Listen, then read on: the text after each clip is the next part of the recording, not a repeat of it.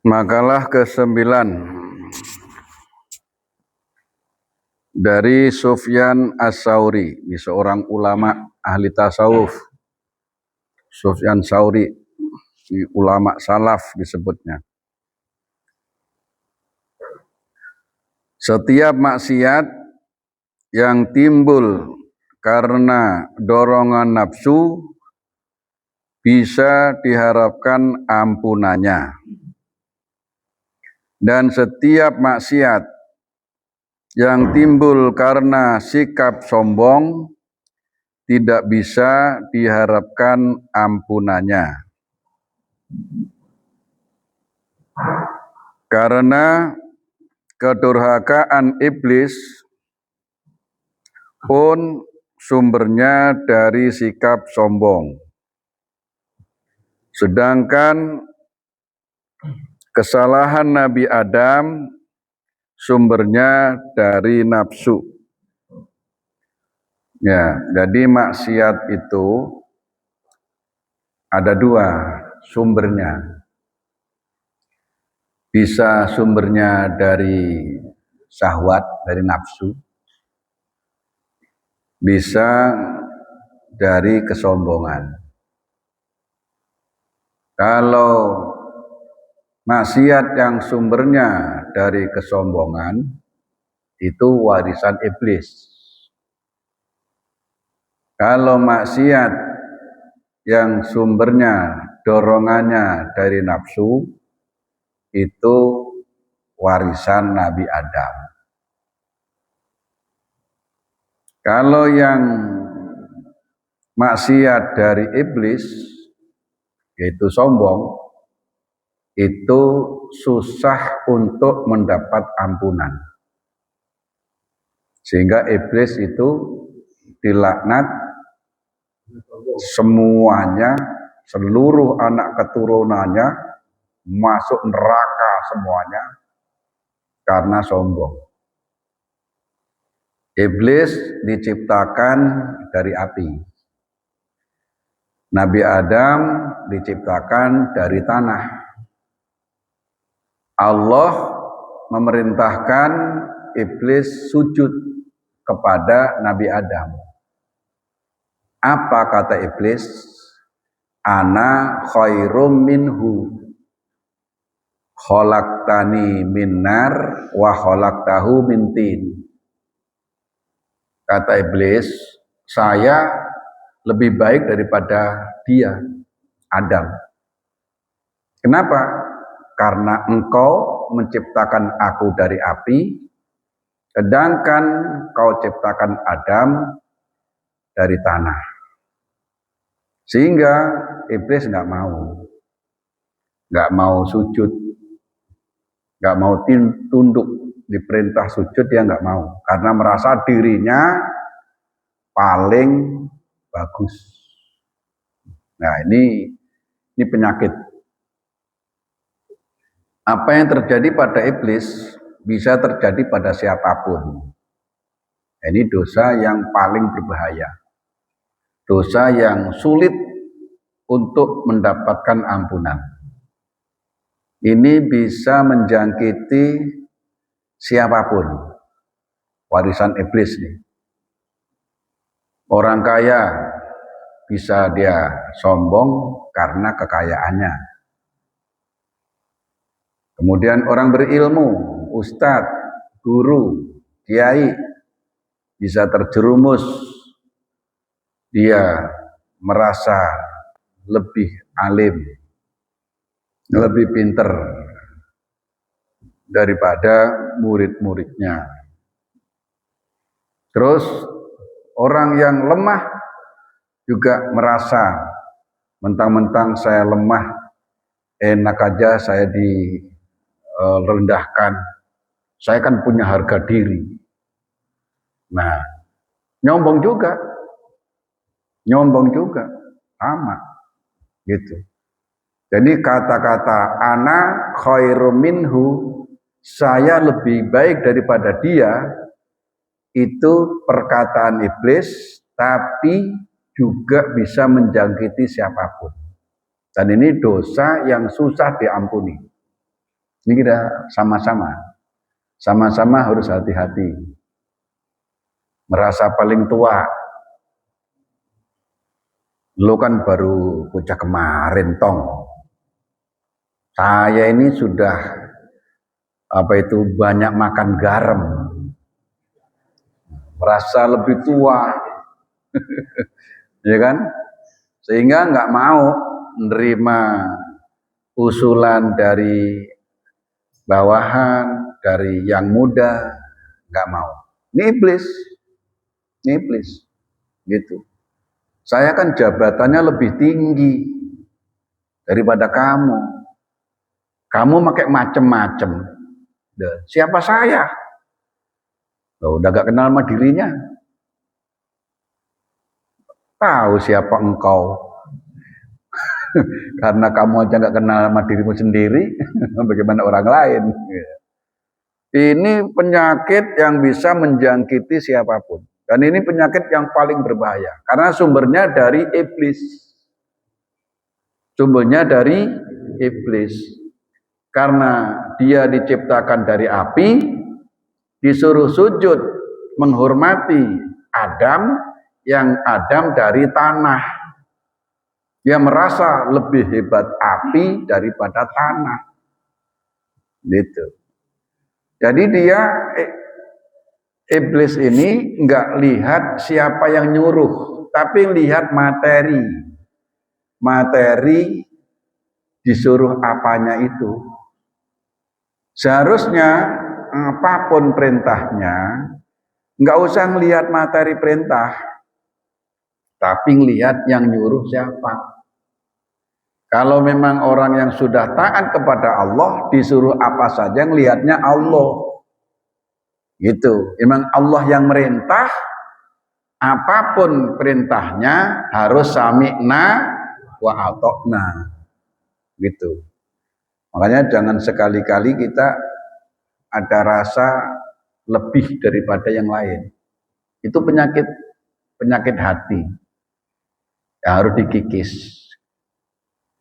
Nah, saya itu sangat salut dengan teman-teman di Thariqah. Kalau di Thariqah itu main rendah-rendahan. Semakin dia meresap zikirnya, justru semakin merendah. Gitu. Jadi menghargai kepada siapapun itu berlaku. Walaupun kepada yang baru masuk, walaupun kepada orang biasa. Itu kiai-kiai yang dalam Thariqah menghormati siapapun. Abah Anom itu kedatangan preman kek, siapa kek, dia merasa saya juga baru mau belajar. Padahal istilahnya tingkatannya sudah setinggi apa. Walaupun dengan preman dirangkul. Gitu. Dirangkul. Karena dia nggak merasa dirinya paling bagus. Sehingga mendekati kepada orang yang taraf apapun derajatnya, dia nggak ada jarak. Karena dia merasa di hadapan Allah sama. Dan belum, yang menentukan adalah Allah, bukan diri kita. Jadi kalau dalam teman-teman ikhwan Thariqah itu main rendah-rendahan. Siapa yang paling bisa merendahkan diri kepada Allah, itu berarti sudah banyak hasilnya. Ya. Jadi bukan senior, kemudian mentang-mentang nggak ada. Karena urusannya rohani. Urusannya zikir itu urusan rohani, bukan urusan materi. Gitu. Nah, karena zikirnya itu di antara yang harus dibaca yaitu la ilaha illa anta subhanaka inni kuntu minadz-dzalimin. Kita harus merasa rendah, nol di hadapan Allah. Kita masih banyak berbuat dolim. Itu wiritannya siapa itu? Nabi Yunus. Seorang nabi masih merasa dirinya paling berbuat dolim. Gitu. Padahal sudah nabi dan rasul.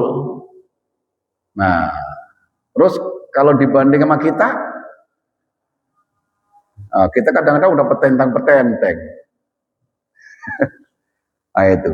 Jadi pewaris iblis ini kadang-kadang emang di mana-mana. Padahal itu dosa yang susah untuk diampuni. Nah, adapun dosa dari Adam, yaitu dosa berkenaan dengan nafsu. Nggak boleh makan buah khuldi, kemudian makan. Urusannya apa? Perut, kebutuhan fisik. Nih gitu.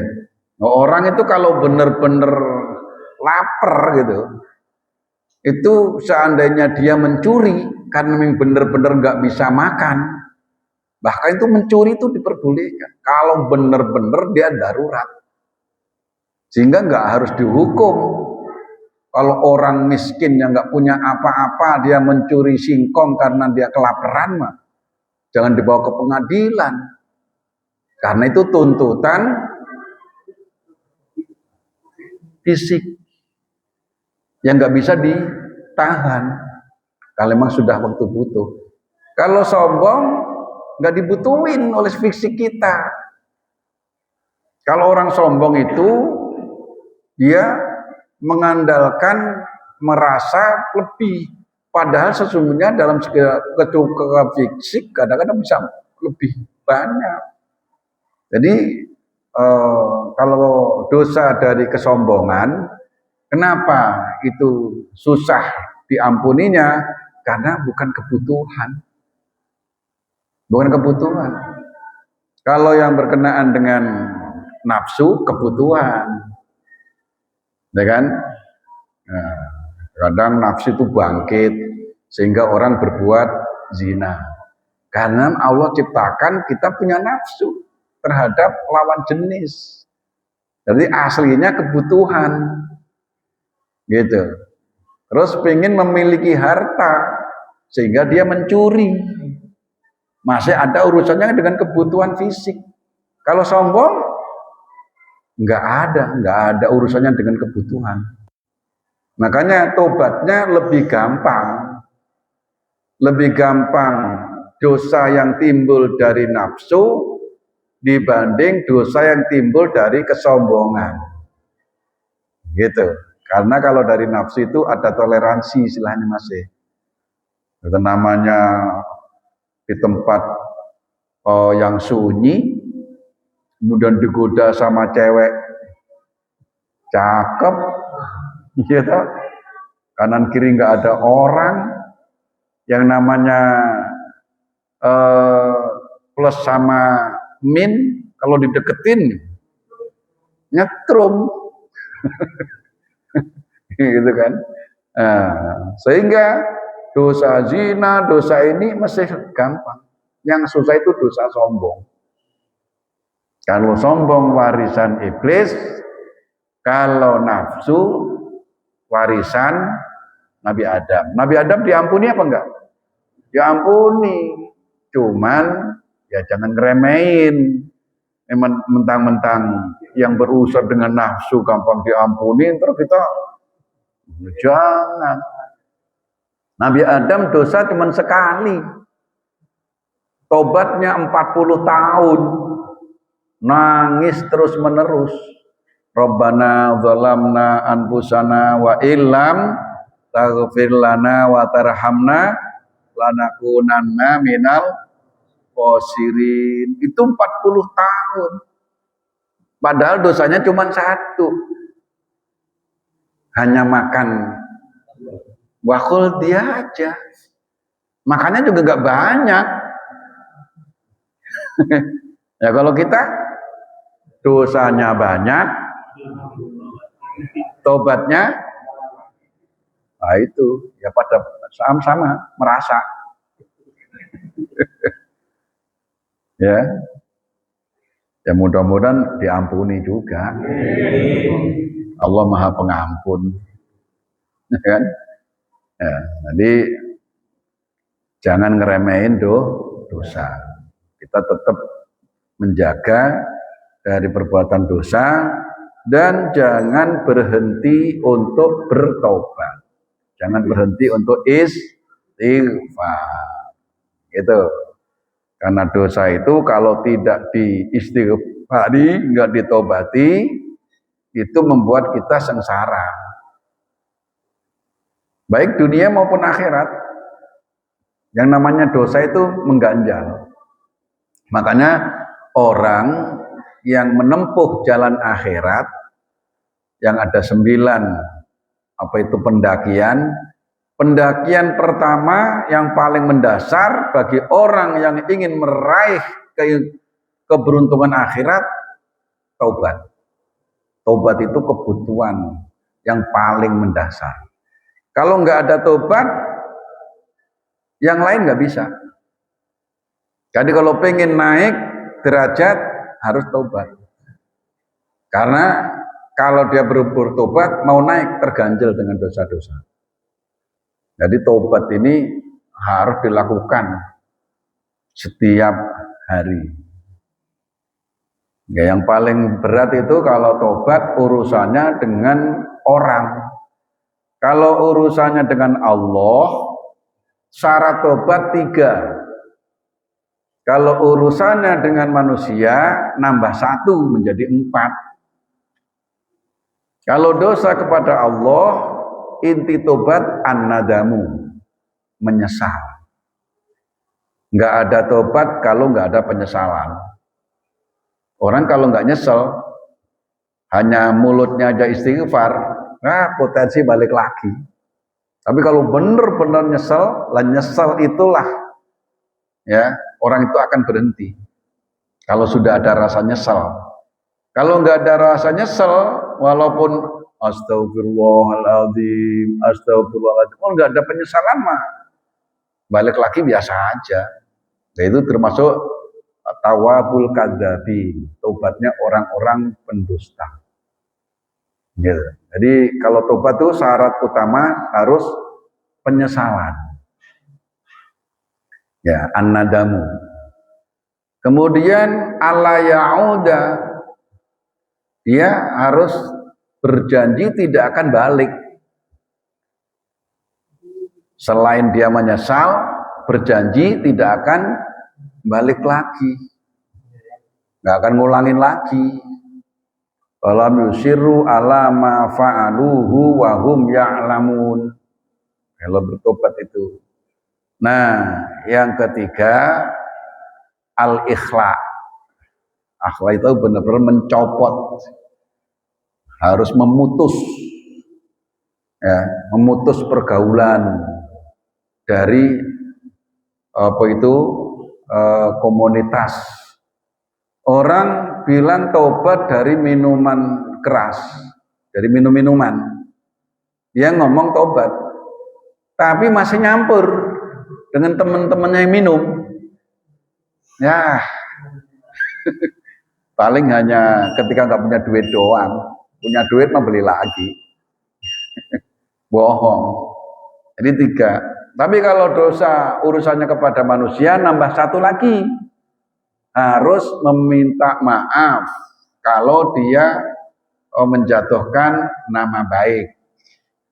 Nah, harus mengembalikan kalau dia mengambil hak. Yang repot itu korupsi. Mengembalikan ke seluruh rakyat. Wah, Allah, manusia ini begitu, ya, serakah manusia itu. Makanya orang hidup itu harus qanaah, harus sederhana. Rem kehidupan itu qanaah. Nggak bisa qanaah, orang itu nggak ada batas. Qanaah itu senang dengan pemberian Allah, merasa cukup berapapun yang Allah kasih, cukup dengan kebutuhan. Kalau kebutuhan nggak banyak, Kita butuh makan sehari berapa sih? Kita punya keluarga 5, 3 anak, suami istri 5 kan? 100.000 sehari cukup nggak? Cukup kalau hanya sekedar makan, dan itu kebutuhan. Nah, yang banyak apa? Keinginan. Pengennya makannya di restoran, duit kagak. Pengennya makan enak, pengennya baju ganti-ganti mulu, yang mahal-mahal. Ya, kalau kau turuti keinginan, walaupun kau diturutin gunung menjadi emas, manusia masih kurang. Nah, jangan sekali-kali kita terus-menerus menuruti keinginan. Cukuplah dengan kebutuhan. Insya sebagian ulama zuhud an ba'dil juhad. Zuhud itu berhati-hati dalam urusan dunia. Dia memilih jalan yang harus benar-benar halal. Zuhud, enggak ceroboh. Kalau enggak halal, benar-benar dia enggak mau. Dan sedikit, itu namanya zuhad, ahli zuhud. Barang siapa merasa senang berbuat dosa,